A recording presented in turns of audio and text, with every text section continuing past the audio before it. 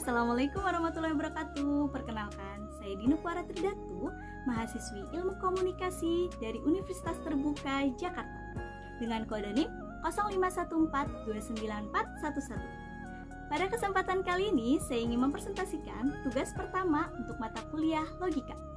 Video ini berisi penjelasan mengenai macam-macam term beserta contohnya dan contoh bentuk sesat pikir atau logical fallacy, beserta bagaimana cara agar terhindar dari logical fallacy. Topik ini telah saya susun berdasarkan materi perkuliahan serta sumber referensi yang relevan. Semoga pemaparan ini dapat memberikan pemahaman yang jelas dan bermanfaat. Yang pertama, macam-macam jenis term. Jenis term sendiri macamnya ada banyak.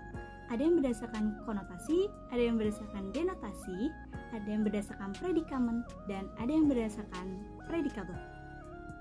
Yang saat ini saya ingin jelaskan adalah term berdasarkan denotasi.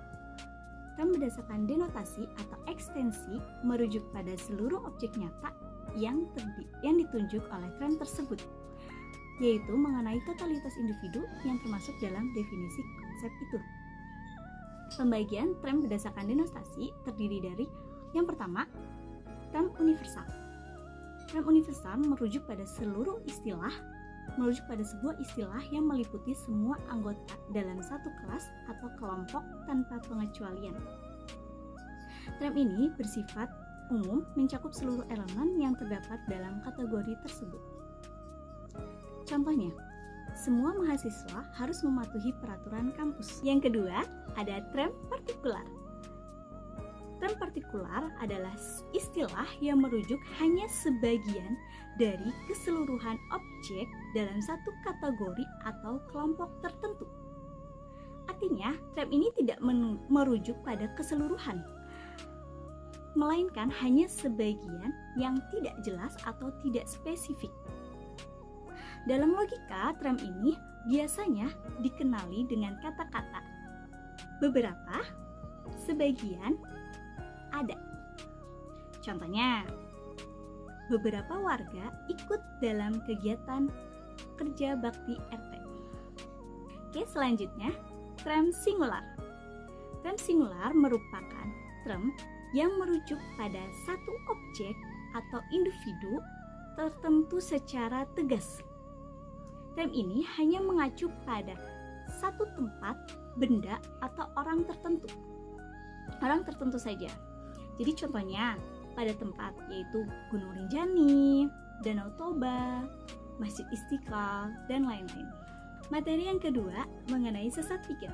Sesat pikir merupakan jenis argumentasi yang salah secara logika, yang mengarah pada kesimpulan yang tidak valid meskipun nampak rasional. Kesalahan tersebut terjadi dengan sengaja untuk tujuan manipulasi atau secara tidak sengaja karena kekurangan ketelitian dalam berpikir. Ada 3 contoh bentuk sesat pikir. Yang pertama, ad hominem, yaitu menyerang pribadi lawan bukan argumennya. Ketika seseorang menyerang karakter, latar belakang, atau hal pribadi lawan bicaranya dengan alih-alih membantah isi argumennya. Contoh, kamu gak usah ngomong soal pendidikan, kamu saja cuma lulusan SMA. Dalam hal ini, yang dipermasalahkan bukan argumennya, tapi latar belakang pribadi si pembicaranya. Yang kedua, ada false dilemma atau dikotomi palsu. Merupakan jenis sesat pikir yang hanya menyajikan 2 pilihan saja atau argumen yang ekstrem. Padahal kenyataannya ada lebih banyak alternatif atau pilihan yang bisa dipertimbangkan. Contoh dalam dunia karir. Kamu harus memilih antara bekerja keras dan sukses atau menjalani hidup yang santai dan bahagia. Tidak ada pilihan lain. Dalam hal ini, menunjukkan seolah-olah seseorang harus memilih antara 2 pilihan yang ekstrem. Padahal ada banyak cara untuk menyeimbangkan antara karir dan kehidupan pribadi.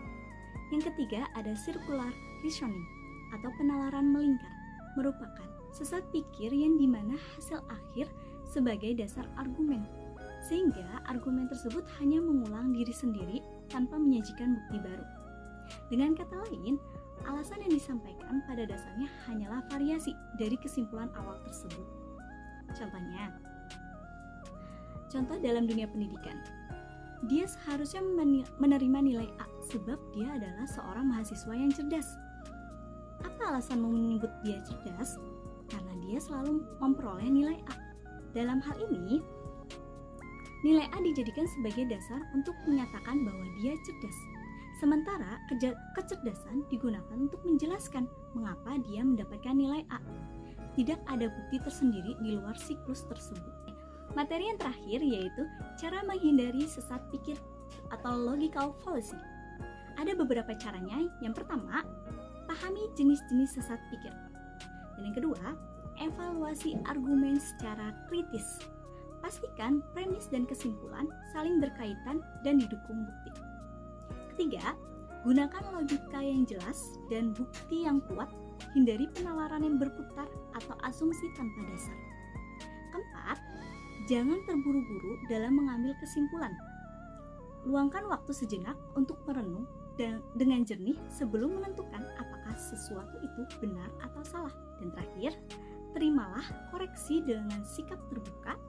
Mengakui kesalahan dalam berpikir bukanlah tanda kelemahan, melainkan cerminan dari kedewasaan berpikir. Demikian penjelasan dari saya terkait tugas pertama mata kuliah logika. Terima kasih telah menyimak video ini. Semoga materi yang saya berikan dapat bermanfaat dan menambah pemahaman kita semua. Assalamualaikum warahmatullahi wabarakatuh. Dadah!